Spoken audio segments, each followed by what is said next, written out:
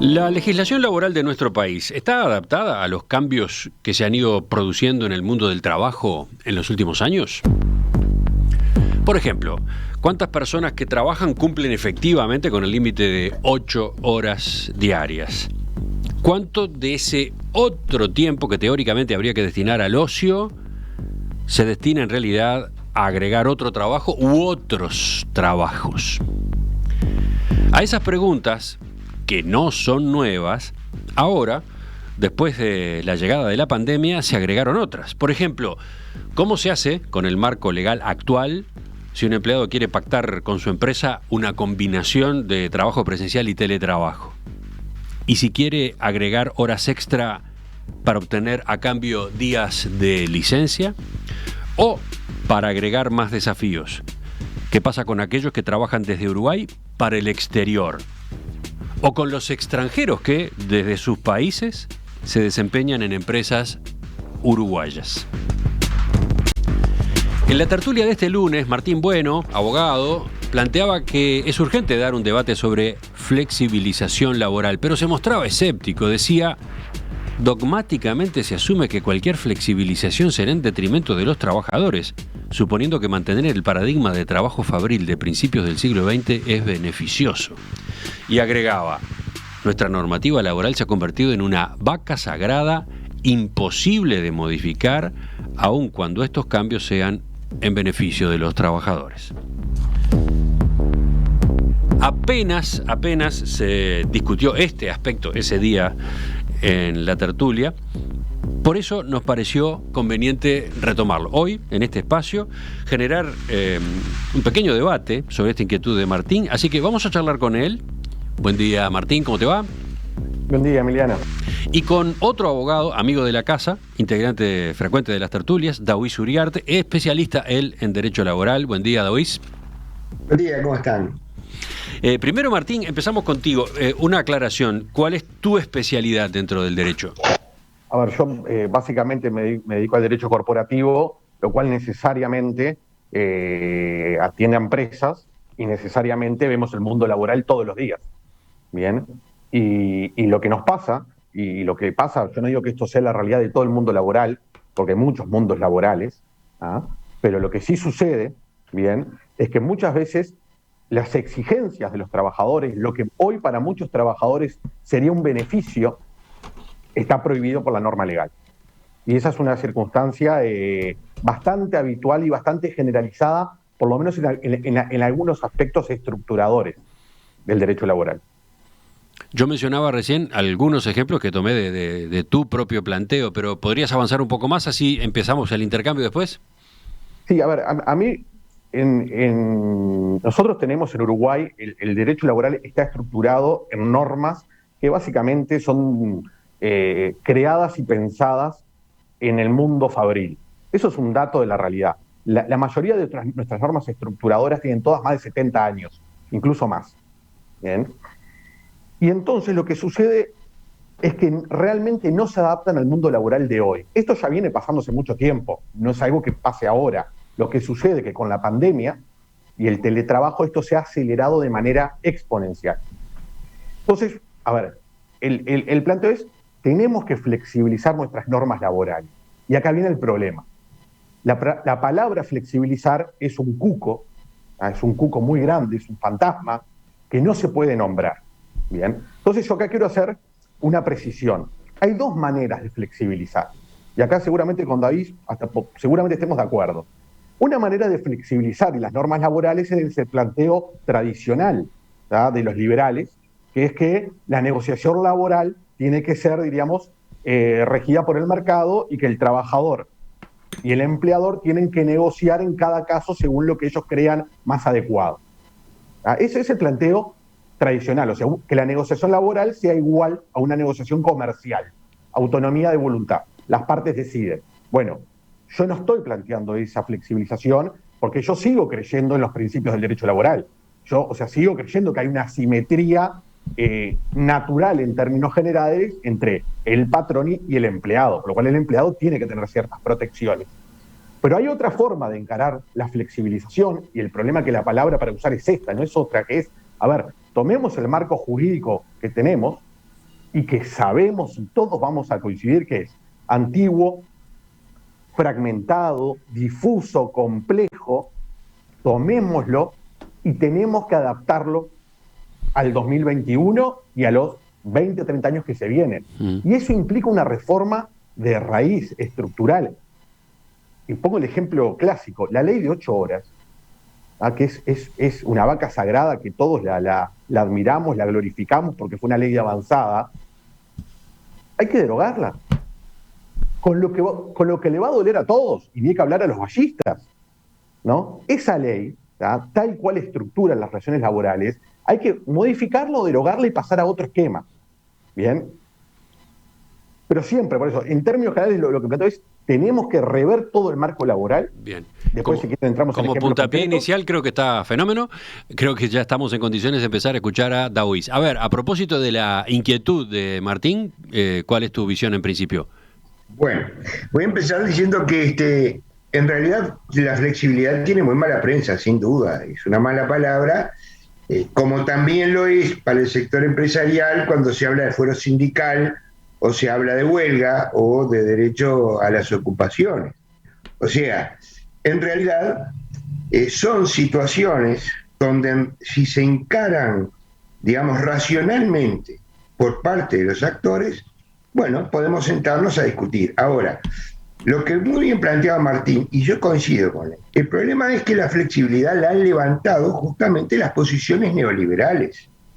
La historia de la flexibilidad empieza con el liberalismo en sí, pero digamos, desde los años 90 comienza a hablarse de flexibilización laboral. Inclusive dentro de la OIT se plantea eso, acá en el Uruguay, a través del gobierno de la calle Padre, y esta es una discusión que lleva unos 25 o 30 años, donde en realidad cuando se sientan a conversar, gran parte del sector, no digo todo, pero gran parte del sector empresarial, en definitiva sus planteos son rebajas de salarios o de condiciones de trabajo. Yo sé que no es lo que está planteando Martín, pero el problema es que el derecho laboral justamente tiene que, es tuitivo, o sea, protector de aquellos sectores que no tienen poder de negociación.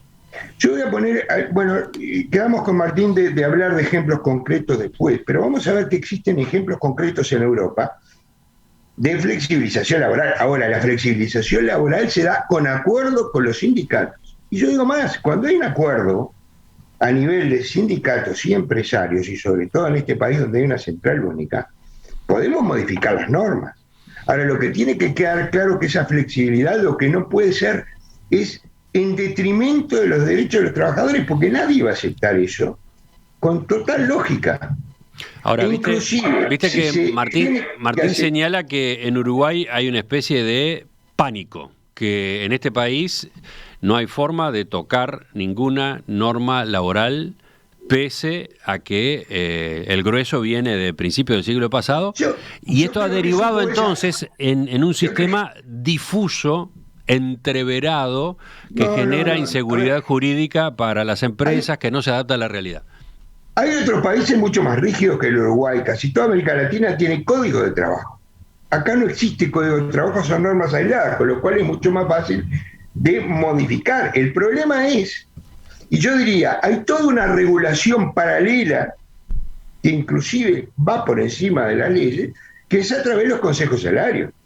Ahora, fíjense que lo que yo estoy planteando es, la primera norma de regulación laboral a través del gobierno de la calle Padre fue eliminar los consejos salarios.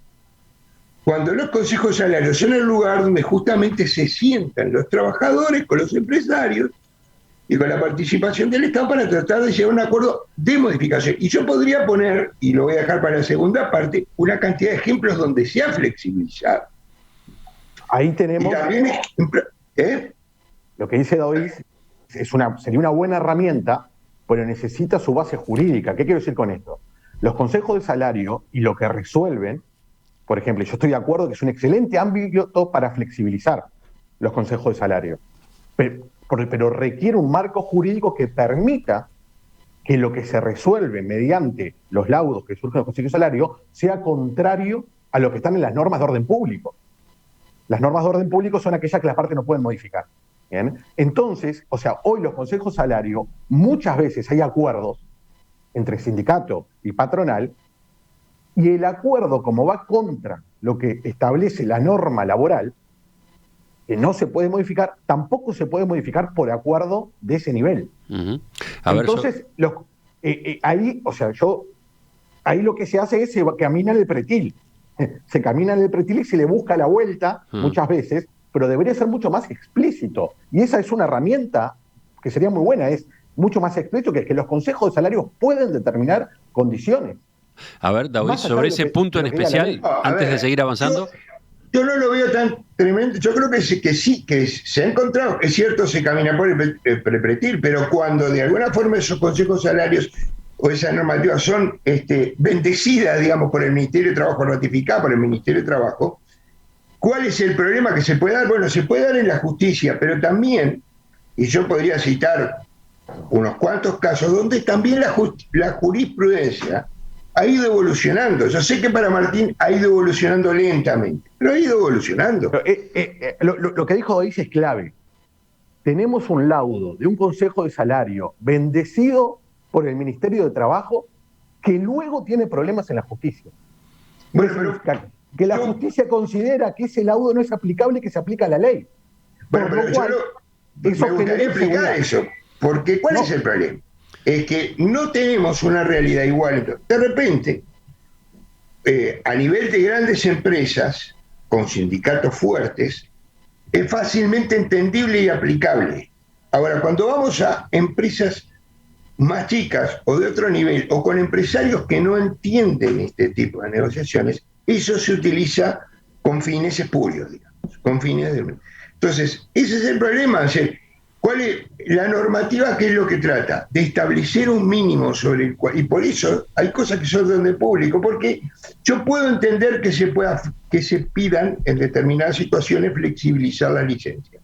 De hecho, por ejemplo, en la construcción, muchas veces, a pesar de que hay una licencia establecida para toda la construcción, muchas veces se piden excepciones que se autorizan al Ministerio de Trabajo con acuerdo de su, por poner un ejemplo. Pero también es cierto que si esto se deja fácilmente librado a la posibilidad de los acuerdos individuales, también existe, y todos sabemos, la posibilidad de que el empleador le diga, bueno, o me firmás acá o te vas. Y ese es el problema. Entonces ahí la irrenunciabilidad de la licencia, por ejemplo, tiene que ver con eso, con ese tipo de cosas.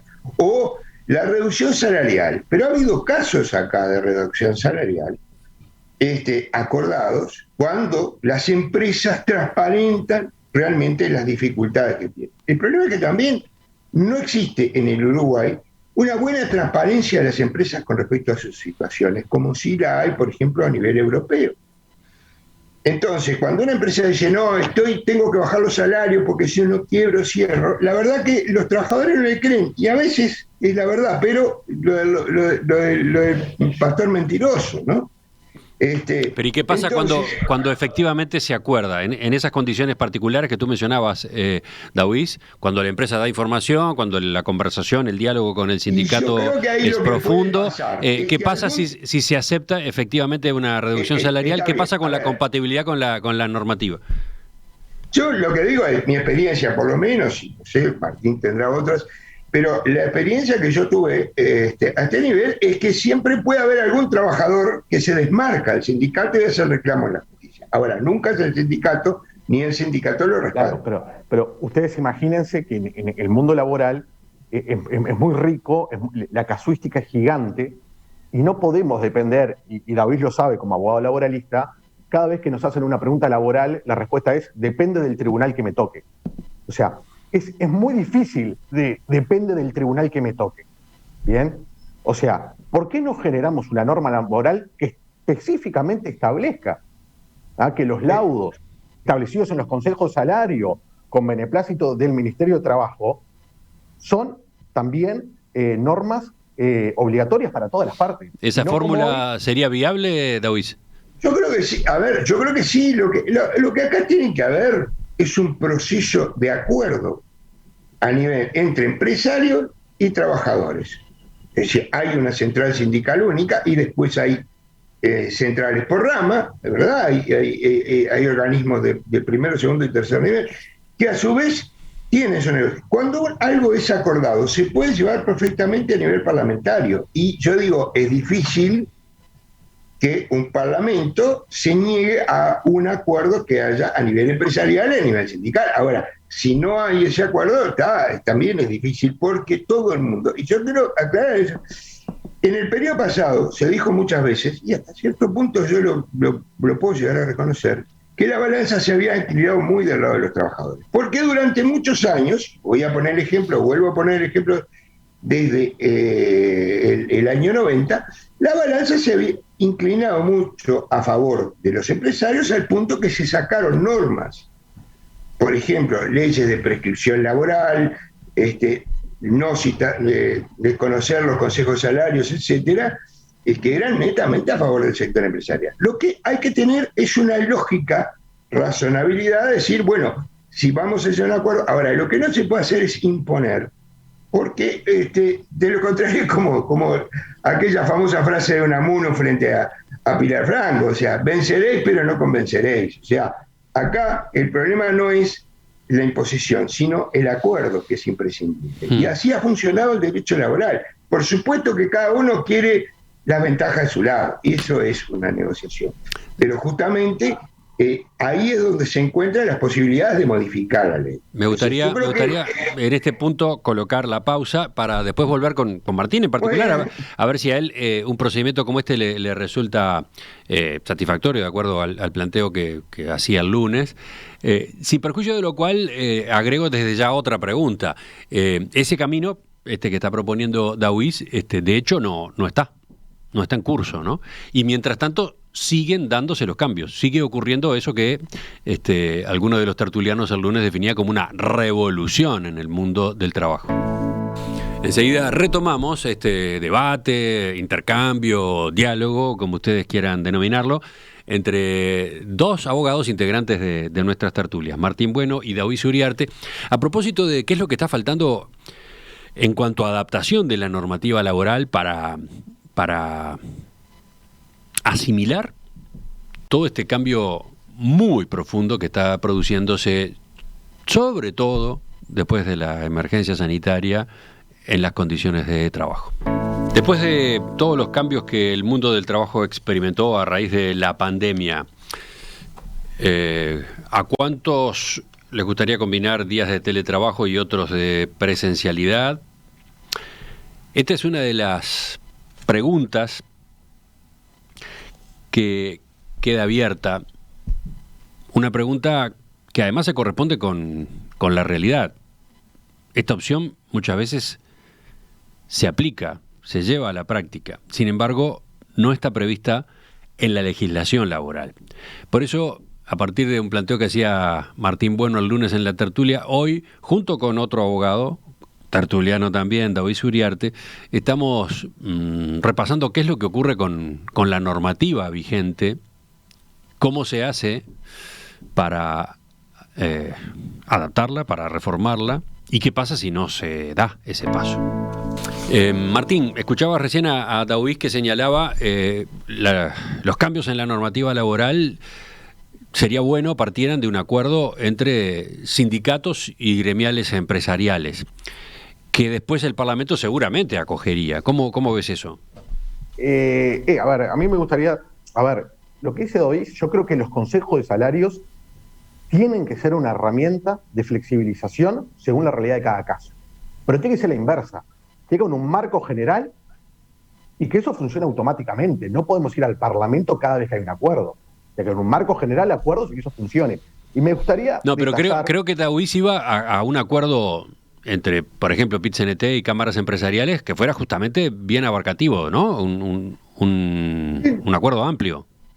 Sí, de modificación de lo que está planteando, Lo que plantea Daoíz es muy bueno, porque realmente el nivel de negociación que hay en Uruguay entre sindicatos y patrones realmente funciona y funciona bien. Entonces, eso daría un espacio de negociación con efectos jurídicos. Pero lo que tenemos espacios de negociación que a veces tienen efectos jurídicos muy débiles, diríamos. Y después, pero eso tiene que estar acompañado de otra cosa, que es el cambio, o sea, el reanálisis general de toda nuestra normativa laboral, no para generar autonomía de las partes en negociar, sino para readaptar toda la normativa laboral. Y quiero poner 4 o 5 ejemplos, que son muy prácticos. Compensación de horas. Nosotros tenemos una jornada diaria y es muy normal que las empresas, el trabajador y el empleado digan, hoy trabajo 2 horas más, mañana trabajo 2 horas menos.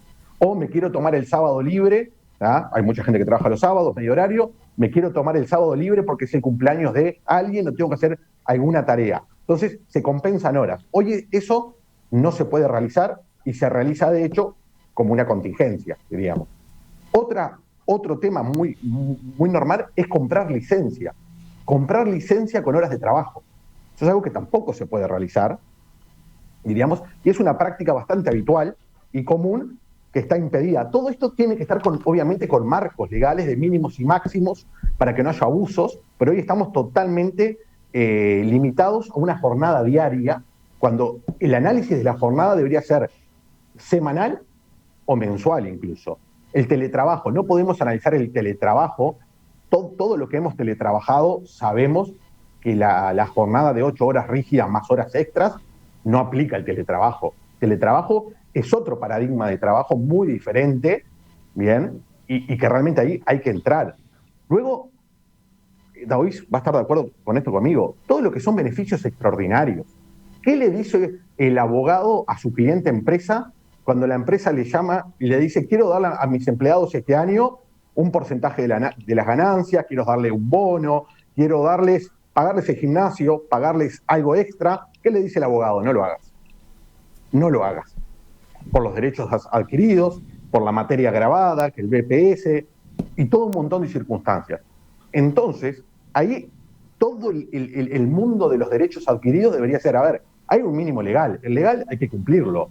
Lo que venga por arriba del mínimo legal no puede ser que sea toda una enorme discusión de derechos adquiridos y de materia grabada, o sea, aportes al BPS. David, hay muchos beneficios no se dan por eso. Bueno, supongo que no te sorprende esa lista. Ahí hay varios aspectos que tienen que ver con la parte de tributación, ¿no? O sea, no solo el BPS, sino del IRPF, ejemplo. ¿No? El IRPF que...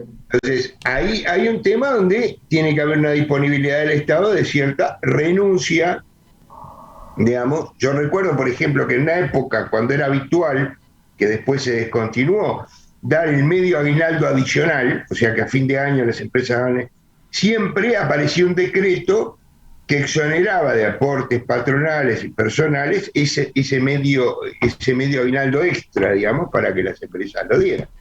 Y después, cuando ese decreto dejó de darse, las empresas lo dejaron de dar. Pero, digamos, yo creo que ese tipo de cosas se adaptan. Yo voy a poner un ejemplo que para mí fue muy claro. Yo me acuerdo la sorpresa de mi padre. ¿Sí? David dijo algo, pero que es tal cual. En el momento que hubo que pagar aportes a la seguridad por un beneficio adicional al legal, las empresas dejaron de darlo. Bueno, está bien. Ahora, también hay toda una discusión, porque después tenemos que financiar la seguridad social. Y la seguridad social es justamente, digamos, el mayor recurso que tenemos pero esto es para otra discusión, para enfrentar los problemas de los impactos tecnológicos que traen a nivel de industria. Pero bueno, acá hay un tema que me parece que... yo quería poner un ejemplo, ¿no? La sorpresa de mi padre, que era un viejo empleado de comercio, cuando se abrió el primer shopping, le decía, pero ¿cómo van a hacer? Porque en realidad los horarios del comercio van hasta el sábado a mediodía. No puede. Sin embargo, se hicieron los acuerdos y nadie discute que los shopping trabajan en el horario que trabajan y tenemos shopping hasta las 10 de la noche y lo demás. Como también el trabajo nocturno, como también uno puede... los múltiples conflictos que generó la media hora extra en el transporte hasta que se terminaron haciendo acuerdos laborales con respecto a la media hora extra. ¿Cómo es eso de la media hora extra? Perdón que no entendí. Claro, porque había toda una discusión, en realidad la gente cosa de ser sabe muy bien, porque, es decir, en realidad los trabajadores no paraban la media hora, porque en realidad llegaban, estaban 10 minutos de descanso y volvían a seguir con la línea. Uh-huh. Entonces, en realidad había una especie de hora extra generada. Y bueno, eso terminó en un conflicto que terminó en acuerdos laborales y terminó en acuerdos laborales que después fueron asumidos y hoy ya esto es historia, digamos, ¿no? Pero hubo una evolución en ese sentido. Pero también yo quiero señalar, por ejemplo, el problema de las plataformas, ¿no? Y esto empezó con el tema Uber, pero también las plataformas son realmente una forma distinta de trabajo o son una forma de evadir las obligaciones laborales. Y este es uno de los problemas que tiene. Lo mismo que las tercerizaciones. Hubo que sacar una ley de tercerización que obligara a las empresas que contrataban otras que se hicieran responsables. ¿Por qué? Porque por la vía de la tercerización aparecían empresas fantasmas que después se fundían y dejaban a los trabajadores sin pago de ningún. Entonces, ahí son situaciones donde decir, en realidad acá hay un cambio de trabajo hay un cambio en las condiciones de trabajo o hay una forma de buscar. Entonces, yo sé que esto no es lo que está planteando Martín, pero lo que yo digo, este es el problema de cómo encaramos la flexibilización. Tenemos que, por un lado, permitir una mayor flexibilización a nivel laboral, pero también evitar que se utilice la flexibilización para la estafa, para el fraude, que es lo que pasa muchas veces con este tipo de cosas. Y por eso tiene muy mala prensa la flexibilización. Martín, brevemente, sobre esta objeción que hacía David. Un ejemplo nomás, déjame. Telefónica de España acaba de firmar un acuerdo con comisiones obreras y con UGT, o sea, con los máximos organismos sindicales, de flexibilización laboral, que es un ejemplo. Ahora, hubo un acuerdo. Lo que dice David, que la flexibilización fue utilizada para evadir derechos laborales, yo creo que es cierto. Y eso sucedió en este país. Tuvimos todo el fenómeno de las unipersonales en la década del 90, que salió muy mal. Pero salió tan mal que después los empresarios dejaron de usar esa herramienta porque era una herramienta llena de contingencia y de inseguridad. ¿Bien? O sea, no es que la política derogó la herramienta. O sea, los empresarios dejaron de utilizar esa herramienta porque era un desastre. Bien, lo que quiero decir es que por eso creo que el tema hay que encararlo frontalmente. Hay que encararlo no por vías oblicuas, como fue las unipersonales, o con empresas tercerizadas, que también, lo que dice David también es cierto, hay que encararlo frontalmente. Estas normas laborales no sirven más. Vamos a encararlas, vamos a flexibilizarlas al mundo actual, con todo un montón de características. Y voy a poner otro ejemplo. El sistema de despido que tenemos, bien, es un sistema que es muy caro para las empresas y le sirve bastante poco a los empleados. Bien, hay otros sistemas, lo que pasa es que ni siquiera nos sentamos a discutirlos. ¿Cuál es el problema que ves tú en el sistema de despido acá? A ver, hay un sistema que se utiliza en algunos países de Europa que se llama la mochila austríaca, que ese es el nombre, que el despido es parte de una seguridad social. Cada trabajador paga un poquito y cada empleador paga un poquito todos los meses y cada empleado va con su, diríamos, derecho a despido cargado de un empleador a otro empleador, para que el momento que sucede eso, él ya tiene un respaldo económico, que no es ni de 1, ni de 2, ni de 6 meses, puede ser muchísimo más. Sería una especie de fondo más pequeño de seguridad social que se utiliza al momento que sucede el despido. Y eso hace que cada empleador no tenga una carga de pagar un montón de dinero todo junto y que los trabajadores además tengan otras libertades. Eso es un cambio de paradigma en cómo se ve el despido. A ver, volvamos a David. ¿Hay en el caso del despido margen? ¿Ves esa preocupación que plantea Martín?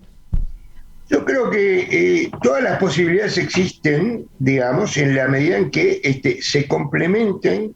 Digamos, yo recuerdo cuando hice un curso en Bolonia de especialización, donde la discusión en Europa eran los despidos colectivos, porque una empresa cerraba y dejaba 1.500 trabajadores en la calle. Ahora, claro, si la empresa tenía que cerrar, o sea, los números no le daban, y esto era parte de las discusiones. Ahora, claro, tiene que haber una protección, digamos, que una especie de fondo es discutible, es posible de pensar.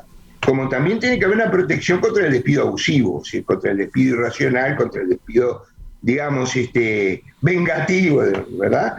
Es decir, estos sistemas son compatibles, o sea, pero tiene que haber también transparencia en las empresas cuando dicen los números no me dan y tengo que resignar determinada cantidad de trabajadores.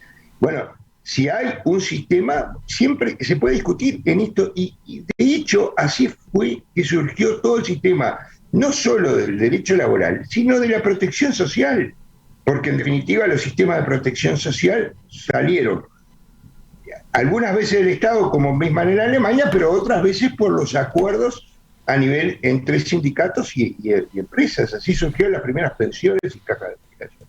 O sea que, en realidad, si el trabajador queda a salvo de la contingencia del despido, o sea, queda subsidiado por la contingencia del despido, bueno, se ven las condiciones. No se trata de establecer un mínimo. Lo mismo que no es la misma situación de un trabajador que lo despiden a los 50 años con 25 años de trabajo y hoy solo puede cobrar 6 meses de indemnización, ¿no? Absolutamente. Entonces, en realidad, ese tipo de cosas yo creo que vale la pena discutirlas y yo creo que se podrían conversar. Pero claro, hay que conversarlas con cabeza abierta de ambos lados. Veo mensajes de los oyentes que menciono para que sirvan eventualmente para el final de este intercambio de hoy. Trabajo remoto hace más de un año. No quiero volver al trabajo presencial. Cumplo el horario de siempre sin problemas. El interno telefónico suena en mi celular en el horario de trabajo únicamente. Volver a la presencialidad me implica hacer 100 kilómetros diarios de ruta para sentarme 8 horas en la compu, que es lo mismo que hago en casa, dice Andrea. Ese es un caso. Raúl dice que le parece muy interesante el concepto de la mochila austríaca que mencionó Martín sobre alternativa al despido. Mario dice, en el fondo, el CERNO es la necesidad de buena fe de todas las partes en la relación laboral. Luis señala, creo que la flexibilización es un cuco. En Australia vino en los 80. ¿En qué terminó? En que allí se trabaja 38 horas por semana, los obreros ganan bien. Lo que pasa es que los sindicatos pierden poder, y ese es uno de los factores que está de por medio. Otro, ley de accidentes de trabajo y enfermedades profesionales. ¿Cómo vincularla con el trabajo remoto? O con el trabajo mixto, remoto y presencial. Este es otro de los pendientes, dice el mensaje que manda Claudia. Llegamos a los últimos minutos por hoy de esta discusión que está a cargo de Martín Bueno, abogado, especialista en temas de propiedad intelectual de las nuevas tecnologías, y David Uriarte, especialista en Derecho Laboral y Relaciones Laborales. Con ellos estamos viendo este pendiente. ¿Es necesaria una flexibilización de las normas laborales para adaptarlas al contexto cambiante que ya veníamos teniendo y que se aceleró con la pandemia y la emergencia sanitaria? Parecería que hay un problema con el término flexibilizar. Uno de los oyentes, o más de uno, dice, ¿y si cambiamos la palabra para evitar susceptibilidades? Raúl, por ejemplo, dice, ¿qué pasa si pensamos en actualización laboral? ¿Esto ayudaría a algo? Preguntó. ¿David? El contenido es la buena fe. Seguramente pueda ayudar, pero en el fondo uno lo que percibe es que cualquier cambio, por lo menos por ciertos grupos, son tomados como que siempre van a ser en detrimento de los trabajadores. Yo pregunto lo siguiente, de esta posibilidad se habla hace tiempo. Recuerdo, por ejemplo, planteos de Fernando Pereira, presidente del PIT-CNT, en más de una ocasión, aludiendo a la transformación que se estaba dando en el mundo del trabajo a partir de las nuevas tecnologías. Es un dato, sí, nada más, un antecedente. Sí, pero ese mismo dato, la única norma que está en análisis en el Parlamento, que es la de teletrabajo, que tiene una microflexibilización de sentido común, que si estás haciendo teletrabajo puro en tu casa, el sistema de jornada lo pasan a semanal y no a diario, el PIT-CNT está en contra. Sí, pero hay más factores en los que Pereira pensaba. Por ejemplo, la automatización, la robotización, fenómenos que que repito, ya estaban arriba de la mesa hace años, ¿no? Entonces digo, teniendo en cuenta que esas inquietudes ya se han escuchado, ¿cómo se explica que no avancemos en esa dirección? Alguien en la tertulia del lunes decía, del mismo modo que hay una comisión para estudiar la reforma de la seguridad social en el Parlamento, debería haber otra comisión de asesores trabajando al mismo tiempo en una reforma de la legislación laboral. Y yo me quedé pensando en ello y decía, pero ¿se puede hacer una reforma de la seguridad social sin una reforma de la legislación laboral? Incluso teniendo en cuenta lo que, por ejemplo, decía Daoíz hace un rato, ¿no? Que la seguridad social se nutre de aportes de la relación de trabajo, ¿no? ¿Cómo ven eso? ¿No tendrían que estar las dos reformas encadenadas?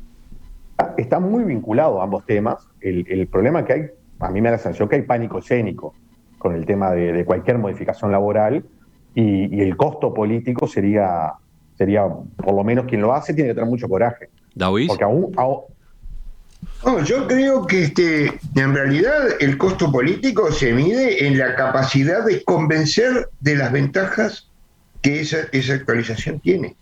O sea, y por decirlo de actualización, como le gusta al oyente, si a mí me convencen de que en realidad es beneficioso para todos y que no voy a perder, sino que voy a ganar en este aspecto. A ver, la realidad es mucho más rica que esto. Mi hija, por ejemplo, que trabaja en una empresa informática de alta tecnología, ya antes de la pandemia, un día por semana trabajaba en teletrabajo. Ahora con la pandemia no va nunca a trabajar. Ahora bien, tampoco el teletrabajo se puede convertir en la posibilidad que estés 12 horas pegado a la computadora. ¿Ah? Tampoco puede ser que las enfermedades profesionales no se puedan controlar porque estás trabajando en teletrabajo. Y también no hay que olvidar que el trabajo es un hecho social.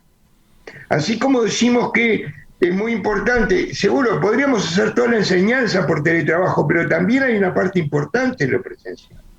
Hay actividades, ¿verdad?, que naturalmente se da. Obviamente las actividades tecnológicas que implican que yo esté interactuando con alguien en Australia, en China y en Estados Unidos, porque soy arquitecto, por ejemplo, eso es normal y yo creo que, por ejemplo, los congresos van a sufrir porque nadie va a viajar, va a haber muchos congresos, van a seguir habiendo muchos congresos a través del Zoom, ahora que exploramos esta posibilidad. Pero hay otro tipo de trabajos que significan un hecho social y que requiere además, que impactan en la persona, el hecho de no tener ese vínculo social. Por algo, tantas veces se habla de el estrés del jubilado, de la persona que deja. Entonces, todo esto también tiene que ser parte del paquete. Pero lo raro es que no pasa, que no se discute. Estamos enumerando cantidad de factores que volverían necesario un debate en torno a estas reformas y sin embargo no hay un ámbito, ¿no? Lo que pasa es que, yo digo, no hay solo, digamos, resistencia a nivel sindical, que sí, reconozco que la hay, pero también está generado, porque hay una resistencia a nivel empresarial, a entender que la flexibilización tiene que también generar beneficios para los trabajadores. Y hay un sector empresarial que solo ve en la flexibilización laboral la posibilidad de bajar los costos laborales y ser más competitivo para obtener más ganancias y no para que ganen los trabajadores. Entonces, ahí está, en lo que comenta David, no tengo dudas que tal cual lo dice. Ahí está la capacidad de un país y de un Estado de mirar más allá, como están haciendo con la seguridad social, y sentarse a rever el sistema. Porque, a ver, lo que realmente tenemos que estar de acuerdo es que estamos parados en un sistema vetusto y que es un tembladeral. Es un tembladeral jurídico nuestro sistema laboral. Y otra cosa que no hemos hecho ni nadie hace es preguntarle a los jóvenes cómo quieren vivir sus vidas. ¿Ah? Nadie le pregunta a los jóvenes cómo quieren vivir sus vidas y cómo quieren trabajar. Y creo que es otro elemento a tener en cuenta.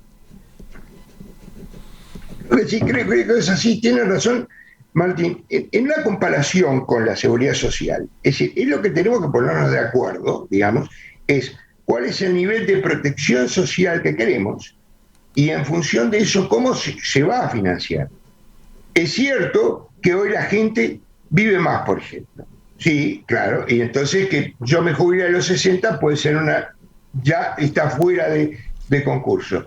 Pero también es cierto que un trabajador de la construcción no puede seguir trabajando a los 60.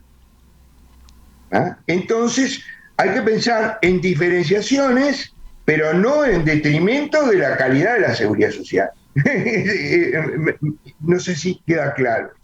Y lo mismo pasa con este tema de la actualización. Entonces, en realidad, en aquellos sectores donde el teletrabajo puede ser útil, y si no tiene sentido decir, no, pero venga a trabajar acá, que lo quiero acá en la empresa, digamos, no, que una ley te obligue a...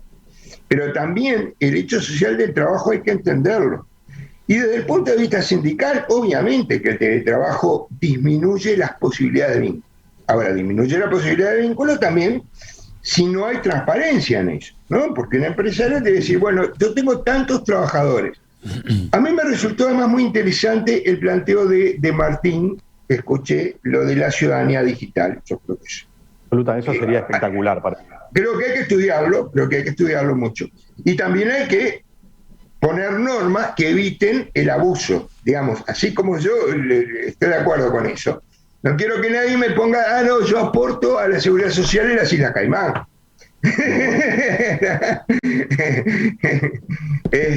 Entonces, en realidad son elementos que sí, cómo no, hay que estudiarlo y hay que estudiarlo a fondo y técnicamente. Sí, la pregunta que queda, como estaba planteada al principio, es ¿cuándo, no? ¿En qué momento se va a estudiar todo esto? Capaz que, bueno, esta discusión de hoy aporta. Hay que desarrollar el pensamiento estratégico, Emiliano. Martín, bueno, David Uriarte, gracias a ambos por ayudarnos a pensar. Los convocamos en cualquier momento para seguir, ¿de acuerdo? Gracias, Emiliano. Gracias. Saludos, gracias.